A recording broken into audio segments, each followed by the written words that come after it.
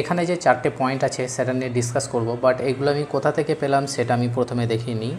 যে দেখো এখানে একটা কোট লেখা আছে, an unexamined life is not worth living. তারপরে এখানে যে কোটটা লিখেছে তার নাম লেখা আছে, ঠিক আছে। তো এখানে আমরা ফিরে যাই আমাদের 1 নম্বর পয়েন্টে, যেখানে লেখা আছে আনএক্সামিনড লাইফ। আনএক্সামিনড লাইফের অর্থ হচ্ছে ল্যাক অফ সেলফ রিফ্লেকশন এবং ক্রিটিক্যাল থিঙ্কিং। আমাদের নিজেদের সম্বন্ধে যখন করি না তখন আমরা এটাকে বলবো আনএক্সামিনড লাইফ, ঠিক আছে। তারপর 2 নম্বর পয়েন্ট যেটা লেখা আছে self reflection, examining thoughts, believe and actions. আমাদের নিজেদের বিশ্বাসগুলোকে, চিন্তা ভাবনাগুলোকে এবং যেগুলো আমরা কাজ করি সেগুলো সম্বন্ধে সেলফ রিফ্লেকশন করতে হবে। 3 নম্বর pursuit of knowledge, seeking understanding wisdom.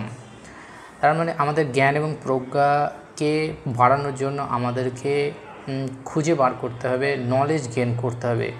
তারপর 4 নম্বর যে পয়েন্ট সেটা হচ্ছে ইনফর্ম চয়েস।